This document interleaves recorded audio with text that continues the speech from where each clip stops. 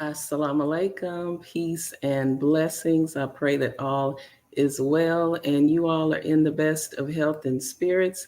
It is your sister, Denise Renee Muhammad, and I am coming on today for some Tuesday credit tips, credit education.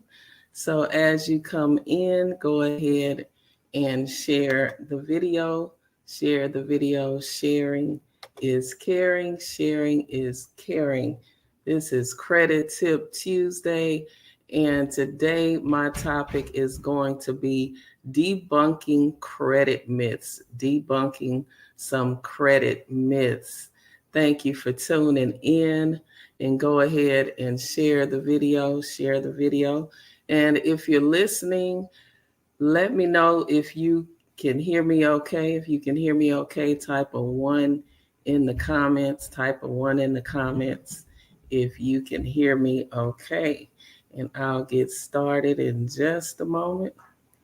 Let me share this video myself.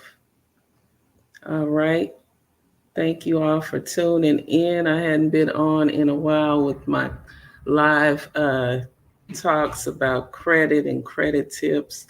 So I was coming on today to debunk some credit myths, debunk some credit myths. All right. And we're going to get started in just a moment. I don't see my live video. All right.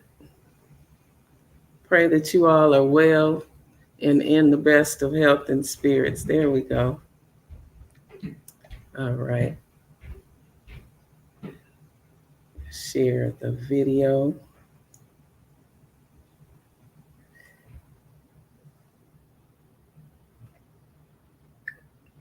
Okay. All right. Peace, Brother Michael. Thank you for tuning in. You can hear me okay? All right. So today my topic is debunking the top 5 credit myths. Top 5 credit myths. So the first credit myth is all credit reports are accurate. All credit reports are accurate. And the fact of the matter is 79% of all credit reports contain errors, especially with your personal information, your name, your address, things of that nature can be incorrect. So if you do your own credit, the first thing you want to look for and make sure that all of your information is correct, because people make mistakes, make errors when you apply for credit cards or loans or car financing. They can type in your name wrong or type in your address wrong, and that's inaccurate information that is tied to that particular loan or credit card that you're paying for. And you can dispute that, and that can easily raise your credit score when you dispute those errors, those simple errors in your name, spelling your name wrong or entered the wrong birth date. All of that, you want to look at your credit report and make sure your information is correct. All right, so that is the first credit myth. Number 2 is paying off a collection will help your credit score. Now, I get this question a lot.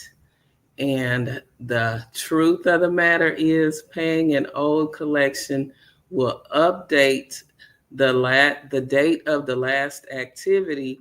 And what that means, it updates the date of the last activity and has a much larger negative impact on your score than it would if had you left it alone. So paying off an old collection is not going to help your credit score at all. It's just going to update the date of the last activity, and it's going to have a heavier impact on your credit score. All right. Moving right along to number 3, closing credit cards will help your credit. That's another myth that's out there, and I get that question often too. No, a credit card will closing credit cards will not help your credit score. Closing a credit card affects 65% of your score, because when you close that credit card, and especially if you have good credit and you paid that credit card on time, and you had good credit utilization, um, where was I? So, no, it will not help. You will lose all of that on time payment history, and it will definitely drop your credit score. So, closing a credit card will not help your credit score at all, right? Number 4, keeping credit card balances at 50% will improve your credit score. And that is not true. That is not true. And that's called credit utilization. So the lower your credit utilization, the better your credit score will be. So I advise my clients to keep their credit utilization at 9% or less. The lower the better, and that will increase your credit score, right? And last but not least, number 5, getting married affects your credit score. That is a big myth. That is not true.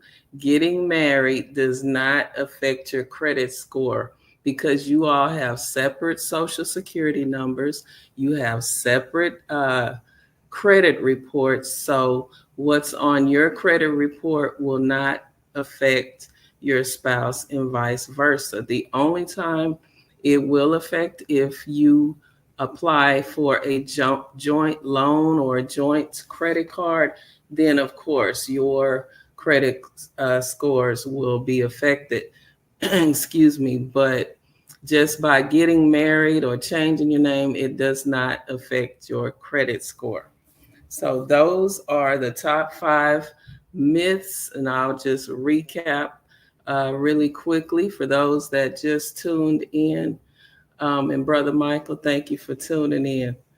Um, Number 1, the first myth: all credit reports are accurate. That is not true. 79% of credit reports have inaccurate information. Number 2, paying off a collection will help your score. No, it will not. It will actually update, excuse me, the date of the last activity, in which that will also have a heavy impact on your credit score. Closing credit cards will help your credit score. That is a myth. That does not, because you will lose all of that on-time payment history, and it will drop your credit score. Number 4, keeping credit balances at 50% or less will improve your credit score. That is a myth. The lower your credit utilization is, the better. The lower, the better. And number 5, getting married affects your credit score. That is a myth. Getting married does not affect your credit score.